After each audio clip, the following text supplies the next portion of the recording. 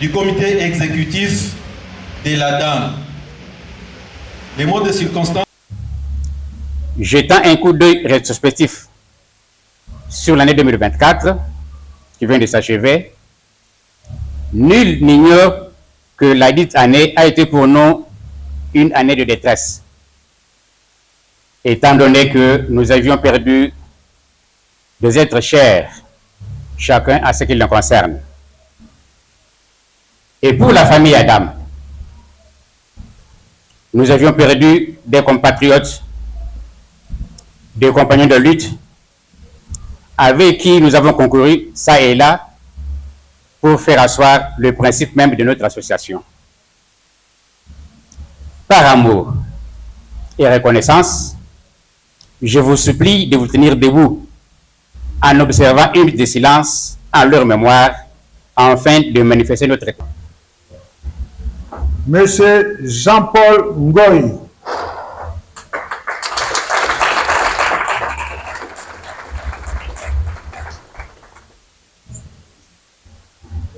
Coordonnateur adjoint, Omba Kabeya.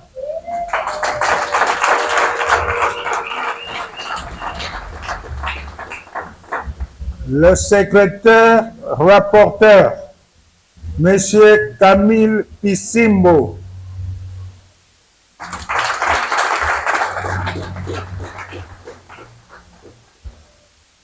Voilà les noyaux qui vont continuer à présenter les comités complets. C'est ce comité que nous avons présenté pour le district de Lukunga. Je vous remercie. La commission, Maman Mwaka Godelive.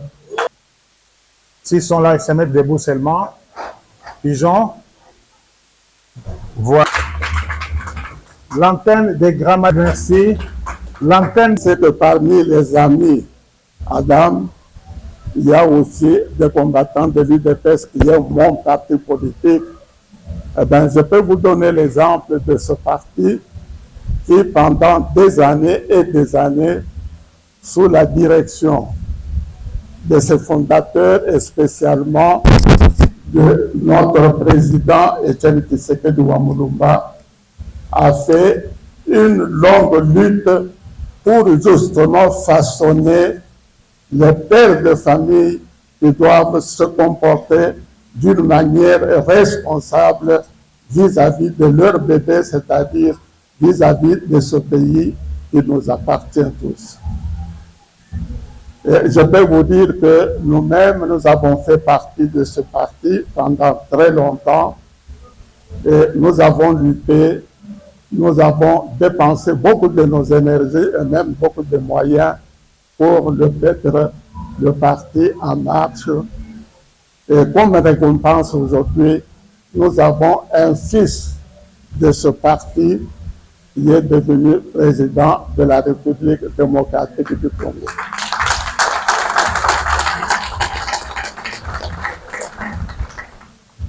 Et en quelques mots, qu'est-ce que ce parti nous apprend et qu'est-ce que ce parti a voulu nous inculquer pour que nous puissions être réellement vis-à-vis de notre bébé qui est la République démocratique du Congo, être des pères et des mères responsables.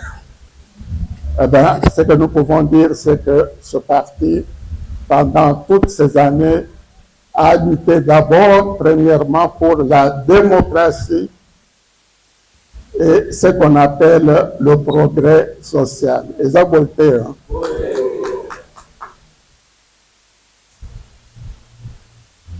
Et lorsque nous avons mis en place l'association des amis d'Alexis Mutanda, nous avons adopté un chemin qui n'est pas très loin, qui n'est pas très différent et qui même complète l'idéal de ce parti. Parce que nous disons qu'un ami, Adam, c'est une personne d'abord qui est un leader. Mais un leader, il y a de l'engagement, il y a de la responsabilité et qu'il y a de l'intégrité. Parce que si réellement nous réalisons ces qualités de base, eh bien, je peux vous assurer que si vous étiez le père de ce bébé, en face de ce malfaiteur qui était en train d'avaler ce bébé, au lieu de s'occuper du gardien, il aurait dû d'abord s'occuper du serpent, parce que la priorité des priorités était de sauver. Vrai ou faux? Parce que lorsque le bébé était déjà dans le ventre du boa, c'est alors que ce monsieur a réalisé qu'il y avait un danger. Mais lorsqu'au début, il a commencé à boxer le gardien, s'il avait eu tout simplement la présence d'esprit, et s'il avait seulement cet esprit de responsabilité, il aurait dû oublier la colère, oublier ce que le gardien avait fait, pour d'abord s'occuper du serpent et sauver l'enfant, parce que la vie de l'enfant était pratiquement la priorité des priorités. Vrai ou faux? Alors, pour ce qui est des élections de 2023, c'est encore une fois une réussite de notre parti, parce que l'Union pour la démocratie, après avoir réalisé l'union de tous les membres du parti et même les membres, vous êtes candidat de l'UDPS au présidentiel et vous sortez avec 77%. Est-ce que ce n'est pas une majorité confortable? Ça veut dire que l'union que nous prenons depuis des années, eh bien, on peut dire qu'elle s'est réalisée dans les résultats des élections que nous avons organisées en 2023. Bien sûr, on ne peut pas dire qu'il y a la perfection dans ce monde, parce que depuis que nous luttons pour la démocratie, on a réalisé des élections en 2006. En 2011, en 2018, 2017 et en 2023. Et vous allez vous rappeler qu'en 2006, ça s'est terminé par une bagarre entre les deux présidentiables, c'est-à-dire M. Kabila et Jean-Pierre Bemba. Ils ont voté. Hein. Et vous vous rappelez combien de morts et combien de dégâts cette élection a terminé de manière tout à fait, disons, déplorable.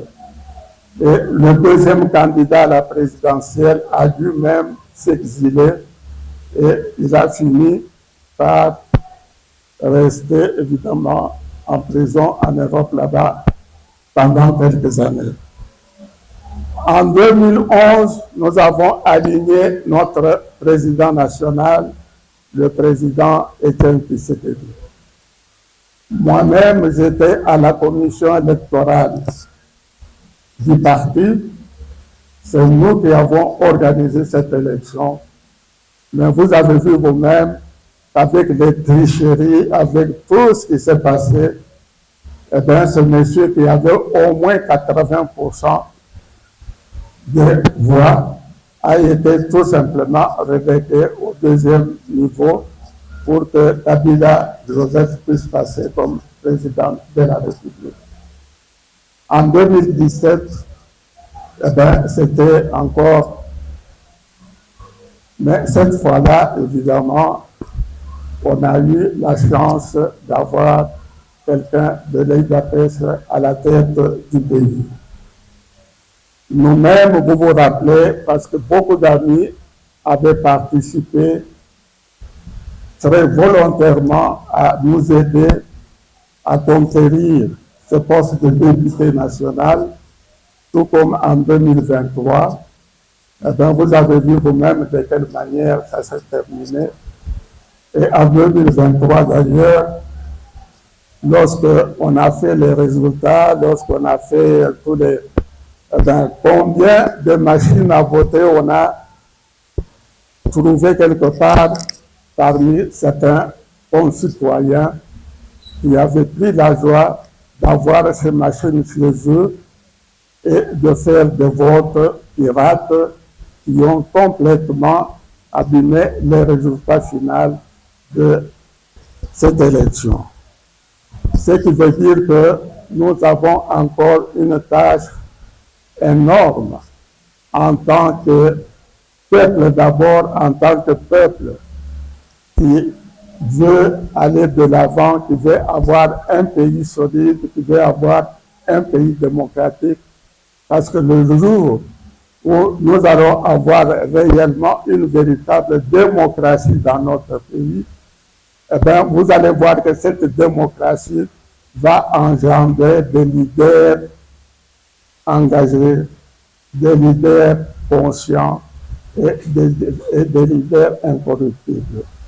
Raison pour laquelle l'association Adam, à laquelle vous appartenez, eh bien, c'est votre bébé, c'est votre responsabilité pour qu'il puisse inspirer autant de Congolais que possible pour arriver à construire un pays plus beau qu'avant. Et ce qui n'est pas dit dans notre hymne national, que nous tous, nous allons nous mettre ensemble pour construire un pays plus beau qu'avant. Nous sommes indépendants depuis plus de 60 ans. Est-ce que nous pouvons dire que notre pays aujourd'hui, il est réellement beau et que nous pouvons dire que nous sommes arrivés à notre destination? Nous avons encore beaucoup de travail à faire. Et je peux vous dire que malgré tous les efforts que les amis ont déployés, eh bien, la CENI nous a donné ce qu'il voulait nous donner.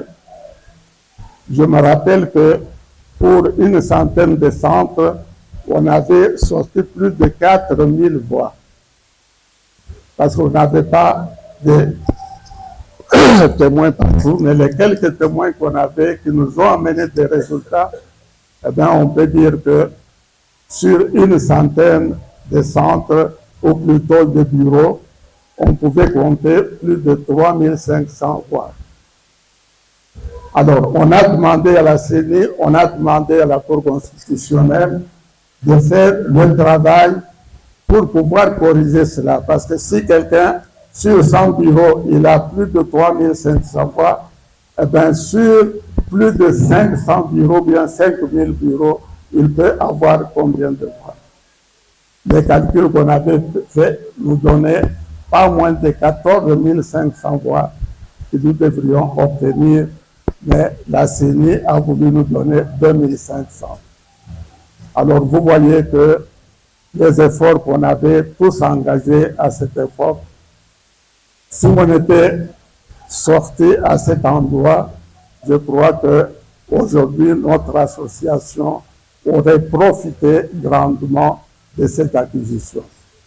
Mais nous ne pouvons pas désespérer de notre propre sort parce que Dieu nous donne la chance de continuer à faire des efforts pour que la prochaine fois, ce remerciement et surtout profiter aussi de cet examen.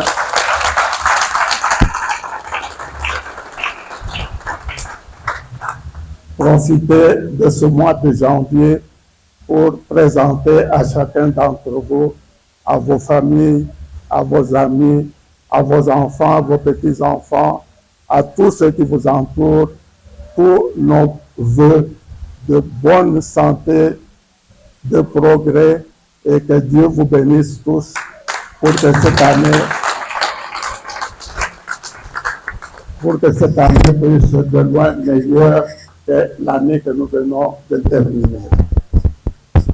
Au deuxième point, vous avez demandé que je puisse vous parler de la guerre de l'Est.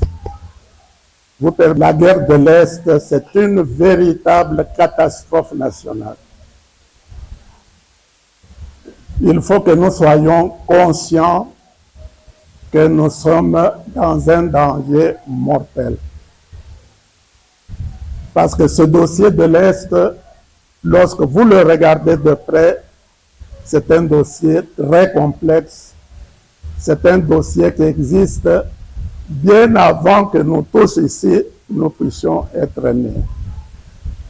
Parce que ce qui se passe à l'heure actuelle, lorsqu'on vous dit, lorsque nos autorités racontent même au Conseil de sécurité que nous sommes en guerre contre le Rwanda, eh bien, moi, je dirais vraiment que c'est une véritable déchéance.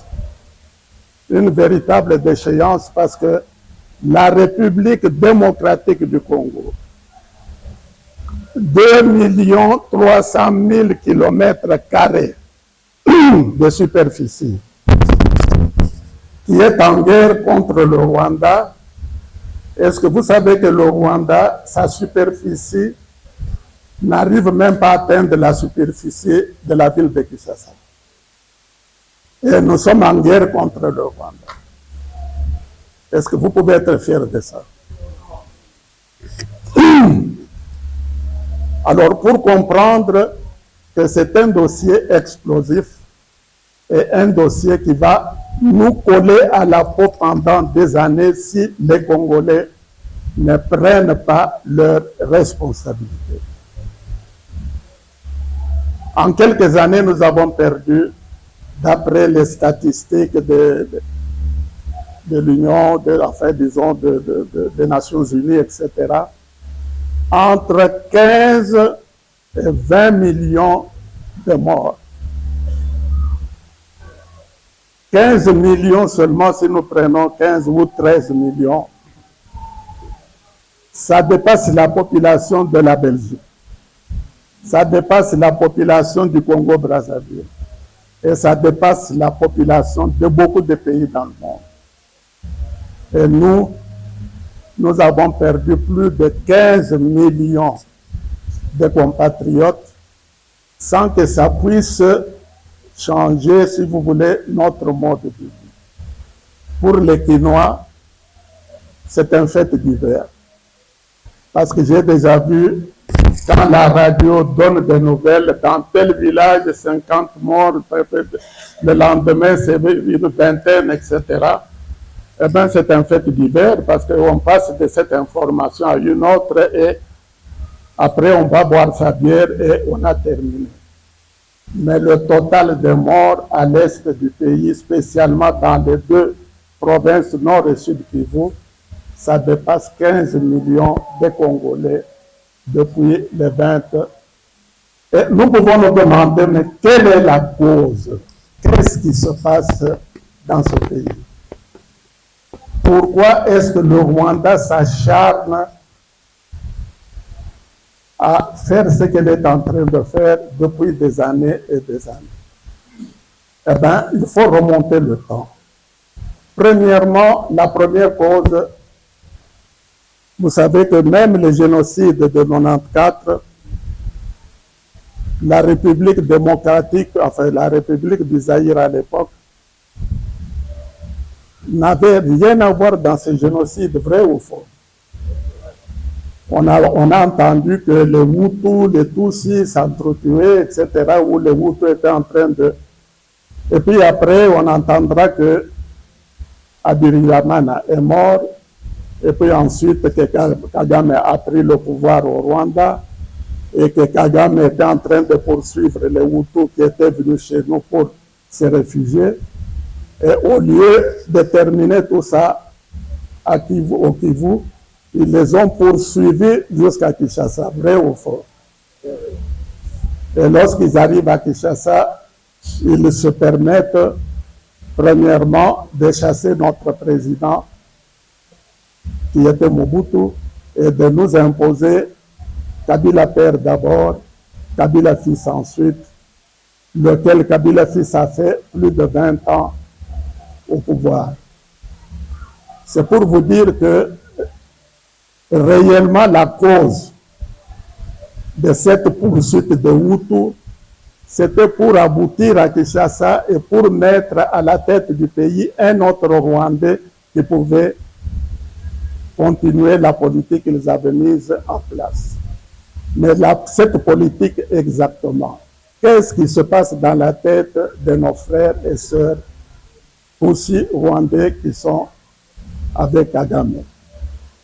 Premièrement, la première cause, c'est que entre les deux ethnies à chose au Rwanda, entre les Hutus et les Tutsis, il y a eu toujours des rivalités qui datent de très longtemps. Vous savez vous-même, pour ceux qui suivent l'histoire, que les Hutus étaient les premiers habitants du Rwanda. Les Tutsis sont venus par la suite, on les appelle d'ailleurs des Nilotiques parce qu'ils venaient du Nil. Et lorsqu'ils sont arrivés dans ce pays, ils se sont arrangés, bien qu'ils étaient minoritaires, mais ils se sont arrangés pour avoir la primauté sur les Hutus, au point que leur Mwami, c'est-à-dire leur chef, avait priorité dans tout le... Et les Belges qui étaient là, parce que vous vous rappelez que du temps colonial, le Rwanda était colonisé par les Allemands, et lorsque les Allemands ont été vaincus en 1945, eh bien, les Nations Unies avaient décidé de passer le Rwanda à la Belgique pour continuer à les coloniser. C'est ainsi qu'à un moment donné, on parlait du Congo et du Rwanda-Urundi, c'est-à-dire pour la Belgique, c'était le Congo et le Rwanda et le Burundi. Donc, cette rivalité entre les Hutus et les Tutsis ont continué jusqu'au moment du génocide, au moment où beaucoup de Tutsis avaient émigré, et ils étaient et au Congo et en Ouganda, où ils se sont organisés pour créer une armée qui était assez forte. Et ce sont eux qui ont abattu l'avion de Habyarimana pour prendre le pouvoir avec Kagame.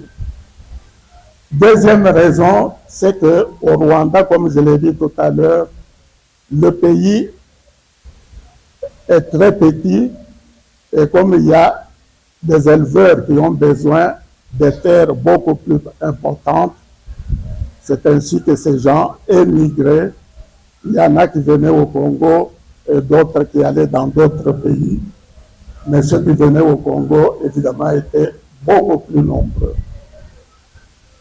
Et ce qui est encore plus important pour cette communauté, c'est que depuis très longtemps, depuis des années, ils ont toujours rêvé à construire ou à installer au Rwanda, c'est-à-dire à Kigali, ce qu'on appelle la République des volcans.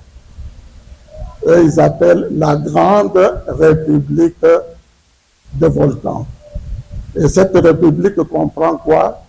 Elle comprend les deux Kivu, c'est-à-dire le Grand Kivu, nord et sud.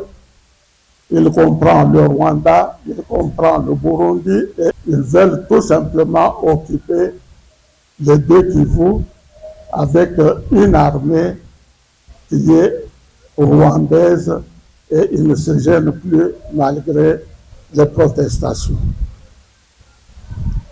Et comme ce sont des gens très organisés, parce que chez les Rwandais, même un petit bébé, donc disons un enfant qui est en train de grandir, on lui met dans la tête que c'est lui qui est le chef, c'est lui qui est ceci, et que tout le monde lui en veut. Lorsque on dit à l'enfant, si quelqu'un vous demande votre nom, vous allez dire quoi? Vous dites, mais monsieur, pourquoi vous demandez mon nom? Si quelqu'un vous demande qu'est-ce que vous avez mangé hier, vous allez dire simplement, bon, écoutez, j'ai oublié, ainsi de suite. Donc, ce sont des personnes qui, depuis le sein maternel, reçoivent des instructions de manière qu'ils grandissent avec ça. Alors, pour ce qui est de notre pays, je vais vous démontrer par quelques exemples, si vous permettez.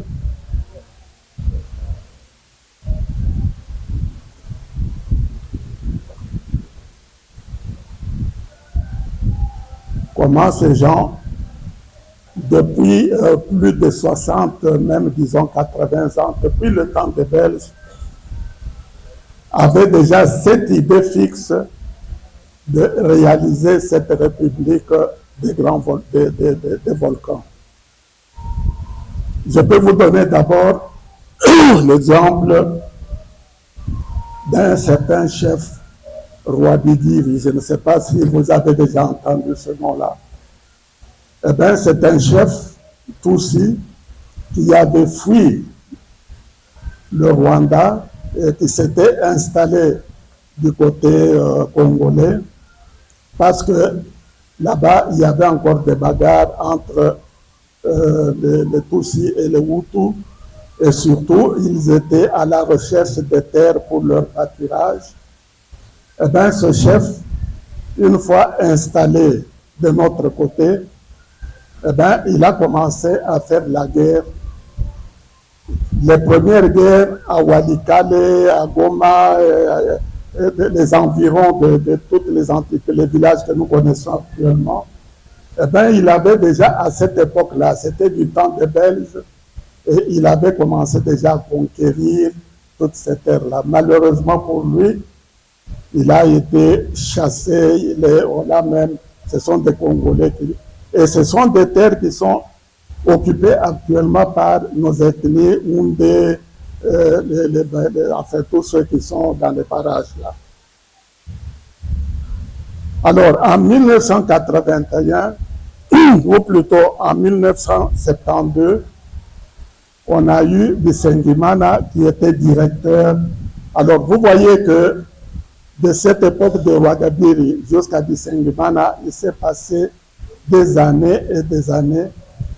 Et lorsque Bisengimana, qui était un Tutsi et qui avait étudié à l'université Loganium, qui était d'ailleurs en politique, qui venait bien avant nous, et une fois qu'il était installé comme directeur de cabinet de M. Mobutu, eh ben, il a travaillé dur pour que on puisse, tous les Banyamuleng et tout ça qui avait, donc tous les Tutsis rwandais qui étaient du côté congolais et qui s'étaient regroupés dans les territoires de Massissi, etc., eh ben, il était parvenu à convaincre Mobutu de donner une nationalité collective à tout ce monde-là, de manière que ces gens devenaient congolais. Alors imaginez-vous que déjà à cette époque-là, vers 1972, ces gens étaient déjà très actifs. Ils préparaient déjà leur plan et demandaient même qu'ils puissent recevoir une nationalité collective, alors que ça ne se fait nulle part. Et entre Mobutu qui avait tellement confiance en Bisengimana, eh ben, il avait signé cette ordonnance pour donner à ces messieurs la nationalité congolaise. Heureusement, 10 ans après, il y a quelqu'un qui a soulevé le problème et le comité central du MPR était parvenu à convaincre toujours Mobutu d'annuler cette ordonnance et d'arracher, si vous voulez, cette nationalité. Ensuite, nous continuons toujours l'histoire. En 1981, il y a un groupe de tous ces messieurs rwandais Tutsis qui étaient du côté congolais d'ailleurs, qui habitaient Massissi, etc. Ils ont adressé une lettre au secrétaire général des Nations Unies pour présenter leur cas et demander à ce monsieur de reconnaître leur présence au Congo et demander aux Nations Unies de venir ici pour convaincre le gouvernement zaïrois de leur céder les territoires qu'ils occupaient de telle manière qu'ils puissent organiser un référendum afin que ces terres leur parviennent automatiquement. Donc, comme vous le voyez, c'est à chaque étape. Et plus tard, vous voyez avec Kabila, lorsque il avait organisé le dialogue intercongolais. Eh bien, dans le dialogue intercongolais, les Roubaix-Rois étaient impliqués de telle manière que ce monsieur, comme vice-président de la République, avait encore fait ce que bon pouvait le faire. Et même déjà à l'arrivée de AFDL à Kinshasa, avant que Kabila Père soit proclamé président de la République, eh bien, il avait un chef d'état-major, c'est James Kabarebe, vous vous rappelez, qui était le chef de l'armée congolaise. Et ce monsieur, qu'est-ce qu'il a fait? Eh bien, les premiers efforts qu'il a fait était d'infiltrer dans l'armée nationale tout ce qu'il pouvait comme colonel, comme capitaine, etc. De telle manière que notre armée, les FARDC, ont commencé à être infiltrés déjà à cette époque, c'est-à-dire en 1995-96. Après le dialogue intercongolais, vous vous rappellerez également que le vice-président Roubaix-Rois avait posé comme condition que pour qu'il puisse collaborer avec les autres, eh bien, on devait lui permettre d'injecter toutes ces troupes, c'est-à-dire tous les Banyamulènes qu'il y avait dans l'armée nationale. Et quelque temps après, vous vous rappellerez également qu'il y avait un coup d'abattoir, Montegoussi, etc. Et même le 23, le M23 de 2015, ils ont fait la même chose. Et pour mettre fin à toutes ces rébellions, ils demandaient toujours au gouvernement central de faire un dialogue avec eux. Et dans le dialogue, tout ce qu'ils demandaient, c'était d'injecter dans l'armée nationale de telle manière que lorsque le président Tshisekedi avait pris la tête du pays, il se trouvait devant une armée qui contenait plus de 40 généraux d'origine rwandaise. Alors, si vous avez 40 ou 42 généraux, combien de colonels et combien de capitaines on pouvait avoir? Et vous avez vu qu'aujourd'hui, lorsque le président Félix a pris le pouvoir, il y avait plus de 250 groupes armés à l'est du pays. C'est pour cette raison, à mon avis, qu'il faut féliciter le courage et la manière de gérer les choses du président national, ou plutôt, oui, dès le début.